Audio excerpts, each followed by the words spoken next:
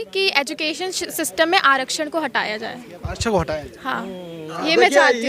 ये गलत ना असली बात ये आई ये नहीं, आरक्षण तो हटाना चाहते हैं लेकिन जातिवाद नहीं हटाना चाहते। कि लोग मंदिर के लिए बहुत सारी चर्चा चल रही है कि मंदिर, लेकिन मुझे मंदिर में एक फायदा नजर आया, बहुत रोजगार मिला है लोगों को। मंदिर का पुजारी कौन है जो है? असली समस्या तो ये है कि मंदिर का पुजारी कौन है। क्योंकि दूसरे भी हैं, जर्नल भी हैं जिनको कि उसको आगे बढ़ने का मौका मिलना चाहिए। ये नहीं कि सारा कुछ वही लोग लेके बैठ जाए। हिटलर का भी जो है सेम फंडा था। संस्कृति की रक्षा के लिए यहूदी मुसलमान जितने एजुकेटेड लोग हैं सबको मार देना है। 60 लाख यहूदियों को गैस चैम्बर में भरवा के मार दिया। यहाँ पे क्या हो रहा है? आरक्षण किसी को मिल रहा है, चाहे SC है चाहे OBC है, कोई भी है। अगर फैमिली में एक पर्सन को मिल गया तो उसके बाद उसको नहीं मिलना चाहिए। नहीं, हम तो आरक्षण को भीख समझते हैं। मैं भी OBC से हूँ। मैं एक मिनट सर, आपने बात कर ली। मैं आरक्षण को भीख समझता हूँ। आरक्षण नहीं होना चाहिए, आदमी का प्रतिनिधित्व होना चाहिए, रिप्रेजेंटेशन होना चाहिए आदमी का। एक चीज मैं मंदिर के लिए कहना चाहूंगी कि लोग मंदिर के लिए बहुत सारी चर्चा चल रही है कि मंदिर, लेकिन मुझे मंदिर में एक फायदा नजर आया, बहुत रोजगार मिला है लोगों को मंदिर में। बिल्कुल, बहुत होटल इंडस्ट्री खुली। आप यहाँ तक लखनऊ को भी फायदा मिला है। लोग हमारे ही रिलेटिव आए जो अयोध्या घूमने और लखनऊ घूमने। मंदिर का पुजारी कौन है जो है? असली समस्या तो यह है कि मंदिर का पुजारी कौन है। देखिए सुनिए, मैडम ने अभी एक बात कही संस्कृति की रक्षा के लिए। हिटलर का भी जो है सेम फंडा था।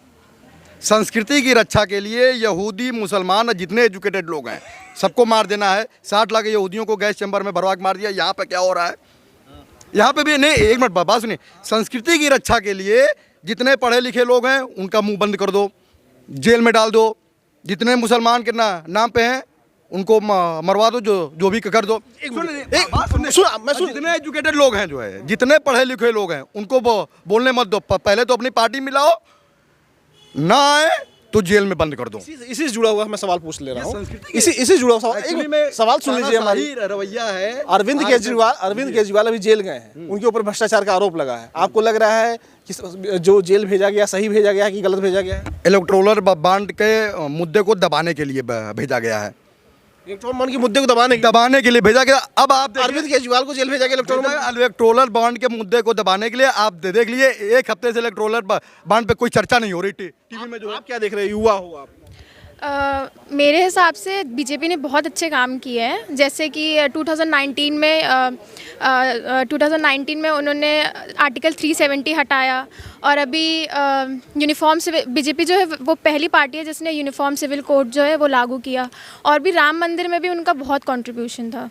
तो ये 3 चीज़ें आपको सबसे ज़्यादा महत्वपूर्ण है। हाँ। अच्छा, इन तीनों चीज़ों में अगर आपकी ज़िंदगी में कोई परिवर्तन हुआ हो या आपकी ज़िंदगी से सीधा जुड़ा हुआ है, 370 हटा, कश्मीर में हटा, उससे आपको कोई फ़ायदा हुआ हो सीधा? सीधा फ़ायदा तो नहीं हुआ, बट ये मतलब देश के लिए अच्छी चीज़ है। मतलब कि वहाँ पे भी हमारा जो कॉन्स्टिट्यूशन है वहाँ पे भी वही रूल्स रहेंगे। हमारी कॉन्स्टिट्यूशन के हिसाब से भी वहाँ पे मतलब चीज़ें चलेंगी। 370 हटने के बाद क्या हुआ, क्या बदलाव आता है? बदलाव आपको पता है?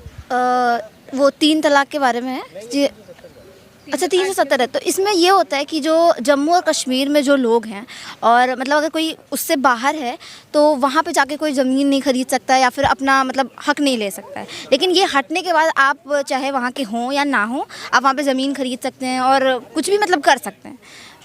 और मेरा मानना है कि मतलब कोई भी सरकार हो वो देश के लिए अच्छा ही करना चाहती है। वो जो वहाँ पे बैठा है प्राइम मिनिस्टर और जो बड़े लोग होते हैं वो हमेशा देश के लिए अच्छा ही चाहूँगी कि एजुकेशन सिस्टम में आरक्षण को हटाया जाए। आरक्षण को हटाया? हाँ, ये मैं चाहती हूँ। ये गलत ना असली बात ये आई ये आरक्षण तो हटाना चाहते हैं लेकिन जातिवाद नहीं हटाना चाहते। आरक्षण देखिए, आरक्षण तो हटाना चाहते हैं। ये सब असली बात ये है, समझ लीजिए। अब जातिगत आरक्षण का बात यहीं पे उठेगी जो है।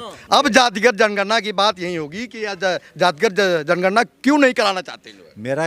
मेरा जो मानना है जनगणना और इसके आरक्षण के अगेंस्ट में वो ये है कि अगर कोई, मैं यहाँ किसी का नाम नहीं ले रहा ना कोई वो कर रहा हूँ, अगर कोई आरक्षण किसी को मिल रहा है, चाहे SC है चाहे OBC है, कोई भी है, अगर फैमिली में एक पर्सन को मिल गया तो उसके बाद उसको नहीं मिलना चाहिए। क्योंकि दूसरे भी हैं, जर्नल भी हैं जिनको कि उसको आगे बढ़ने का मौका मिलना चाहिए। ये नहीं कि सारा कुछ वही लोग लेके बैठ जाए। नहीं, हम तो आरक्षण को भीख समझते हैं। मैं भी ओबीसी से हूँ। मैं एक मिनट सर, आपने बात कर ली। मैं आरक्षण को भीख समझता हूँ। आरक्षण नहीं होना चाहिए, आदमी का प्रतिनिधित्व होना चाहिए, रिप्रेजेंटेशन होना चाहिए आदमी का जो है।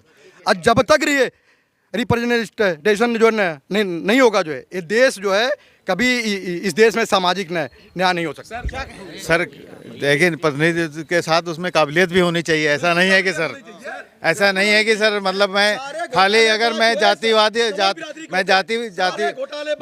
हूँ तो ऐसा नहीं कह सकते। बिल्कुल ये गलत बात है। नहीं मोदी, ये राजद जितने भी हैं, ये घोटाले जो होते हैं, घोटाले कौन करता है? नहीं, गलत। अब आप किसी जाति पे आप उदाहरण नहीं, ये हम नहीं मान, नहीं, ये गलत। काबिला अगर घोटाले में काबिलियत डॉक्टर साहब गलत है।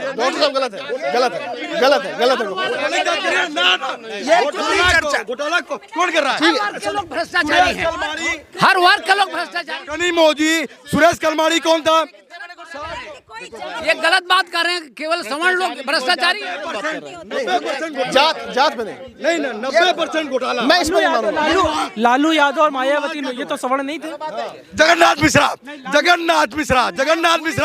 मेन जगन्नाथ मिश्रा है।